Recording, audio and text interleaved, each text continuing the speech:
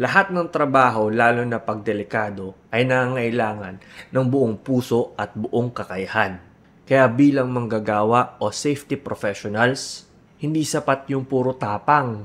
Dapat may tamang training din. Ang salitang kakayahan ay hindi lamang skills. Ito ay power with purpose. Sa trabaho, lalo na pag sa construction industry, ang kakayahan mong magbantay, magplano at magprotekta, ang buhay ay nagsisimula sa COSH training. Alam nyo, ang tunay na kakayahan ay hindi lamang nanggagaling sa experience. Nanggagaling ito sa tamang kaalaman. At kung nasa construction ka, dapat may COSH training ka. Hi! Ako nga pala si AC at isa akong Health and Safety Officer na nakabase dito sa Pilipinas. Kung bago ka pa lamang sa channel ko, well, ang channel na ito ay para sa mga bago, veterano at interesado sa mundo ng health and safety. Ang channel na ito ay naglalayon magpakalat ng impormasyon at kaalaman patungkol sa mundong ito. Kaya kung interested ka, tara! Samahan mo akong explore ang mundo ng health and safety. Let's go!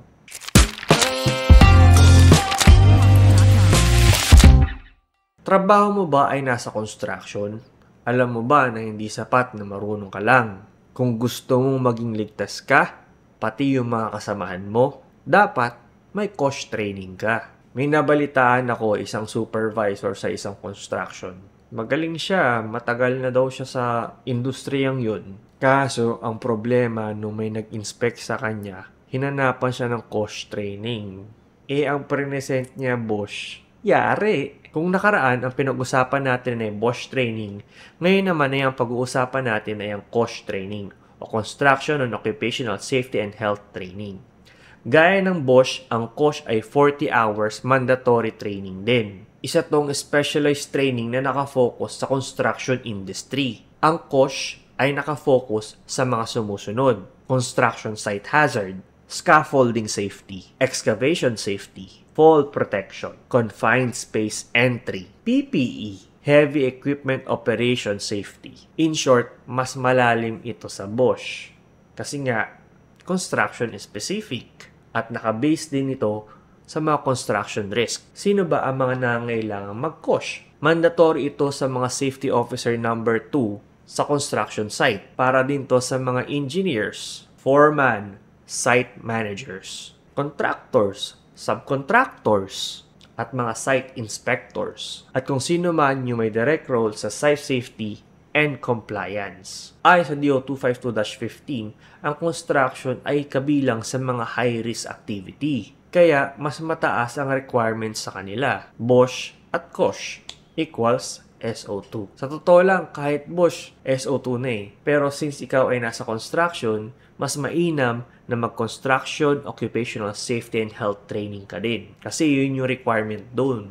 Ang COSH ay mandated under DO 13-1998 o yung Guidelines for Construction Safety.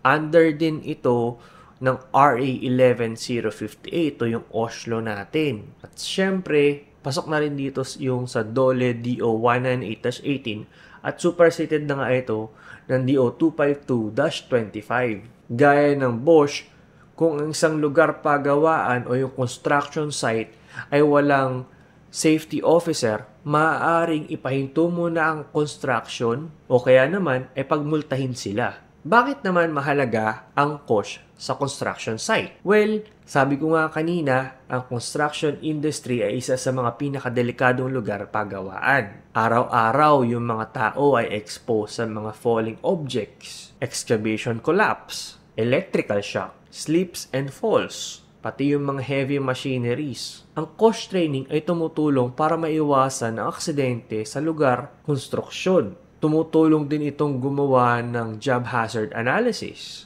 maglatag ng safety protocols, at maging proactive at hindi yung reactive. Meron ba kayong kilalang reactive dyan? Pag nagkaturoan na, dun lang gagalaw. Sa construction, isang maliit na pagkakamali, buhay ang kapalit. Kaya ang COSH hindi dapat binabaliwala. Eto, sir, paano naman mag-apply ng COSH? Ganun lang din, kagaya lang din ng Bosch. Pumunta ka sa DOLE website.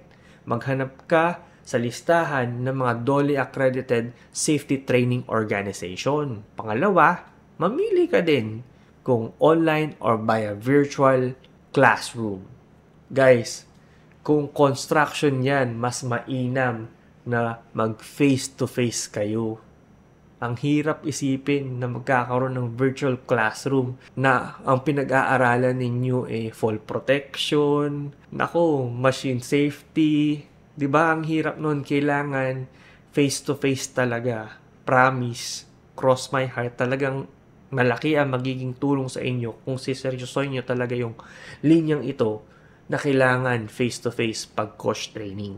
Pangatlo, syempre, magbayad ng fees. Almost same lang din yung amount ng fee ng Bosch at Kosh. Around 3,000 to 7,000 pesos din. At syempre, pinakahuli, yung certificate ninyo. Kaya ka nga nag-training eh. May iba dyan, guys. Kumukuha lang ng certificate. Nakaupo lang. Pumapasok dito sa kabila. Lumalabas sa kabila. Kaya pagdating sa site, Ngayon, kagaya ng Bosch, meron din mga real-life benefit yung mga nag-coach train. Lalo na kung ikaw ay engineer. Kasi lahat ng mga employers, pag nakita nila na coach train yung mga engineers nila sa construction site, ay may edge na agad sa ibang aplikante. Bakit? Kasi compliant ito at sinisigurado nito na ligtas yung mga manggagawa. Marami ding mga opportunities. Maaaring maging practitioners, maaaring maging consultant in the future, o mga maging health, safety, and environment supervisors, o kaya naman head. Minsan, maganda rin ito as an avenue for promotion. 'Di ba? Meron akong kilala, laborer lang, tapos nag-Bosch training at nag-coach training. Naging safety officer na. 'Di ba?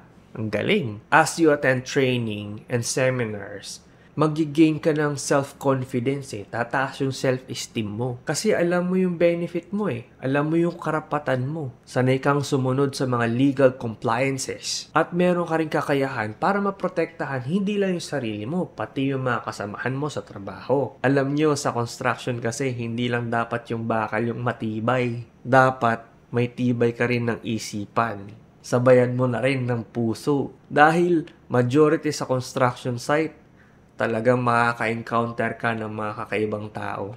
Meaning ng kakaiba, talagang sabi nila marami daw matatapang dun na umaabot sa point na nagkakaabutan na talaga. O kaya naman gumagawa ng paraan para masaktan ng bawat isa.